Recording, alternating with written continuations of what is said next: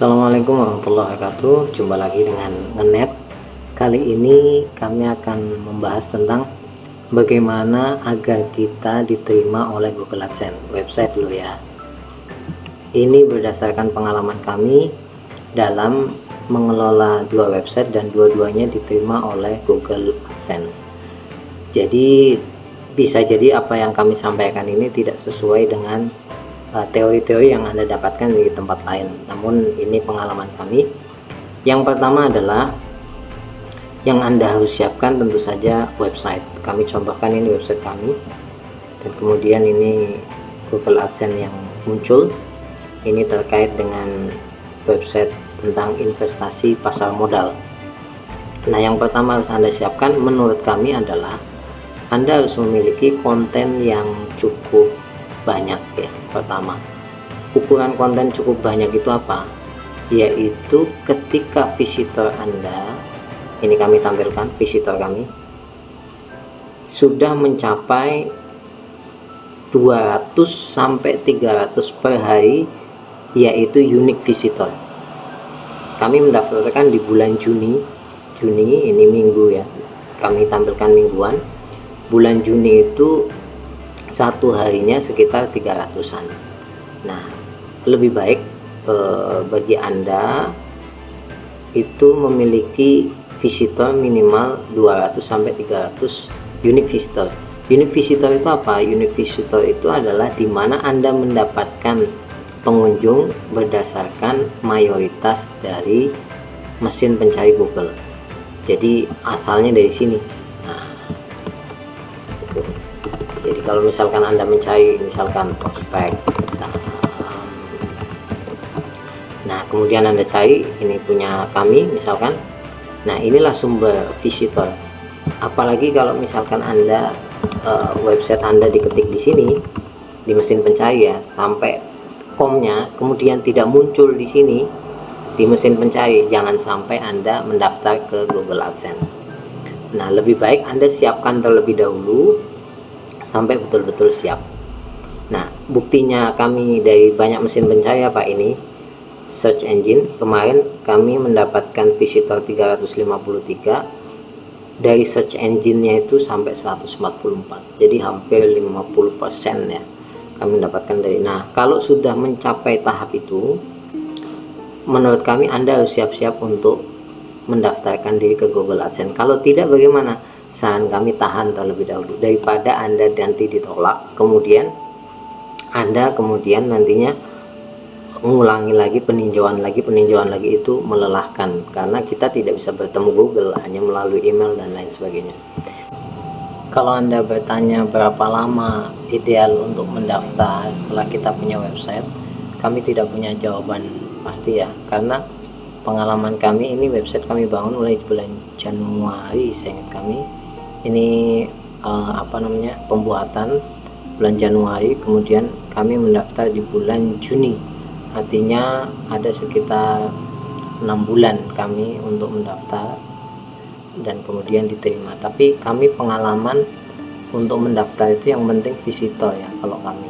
Jadi kalau misalkan 3 bulan visitornya udah mencapai itu, lebih baik daftar. Kemudian kalau memang visitornya masih kecil ya, lebih baik Anda bersabar saja. Yang selanjutnya adalah lebih baik Anda membuat website yang fokus pada satu tema, satu niche ya. Kalau ini berkaitan dengan dunia investasi, yaitu investasi pasar modal. Tandanya apa? Kalau kami biasanya menandakan setiap judul rata-rata ada kata-kata yang berkaitan dengan investasi pasar modal. Ini 3 saham, kemudian prospek saham, kemudian aplikasi saham, kemudian memulai investasi saham, kemudian prospek saham, kemudian di sini sektor perusahaan di BI yaitu Bursa Efek Indonesia, itu juga ada kaitannya dengan saham. Nah, ini tanda bahwasanya kita satu niche. Anda lihat kami ketika mendaftar itu pada bulan Juni tanggal 1 ya. Seingat kami daftarnya akhir Mei, kemudian 2 hari kemudian kami mendapatkan jawaban. Nah, ternyata website kami itu tidak langsung diterima, tapi kemudian ditolak. Nah, ditolak ini kenapa? ternyata kami lihat di sini bahwasanya kami belum siap menampilkan iklan karena melanggar beberapa kebijakan. Nah, kami perbaiki apa yang ternyata kebijakan yang kami lakukan ini. Nah, kami pelajari di sini persyaratan kelayakan AdSense. Yang pertama adalah konten orisinal dan yang unik dan menarik. Menurut kami sudah melakukan itu. Kemudian mematuhi kebijakan program AdSense, berusia minimal 18 tahun, kami merasa sudah melakukan itu. Kemudian blogger, YouTube atau partner host lainnya, ini settingnya berbeda ya, makanya dispesialisasikan karena blogger milik Google ya, jadi dispesialisasikan. Nah, ketika kami teliti ternyata kami kemudian melanggar kebijakan daripada program AdSense, yaitu apa?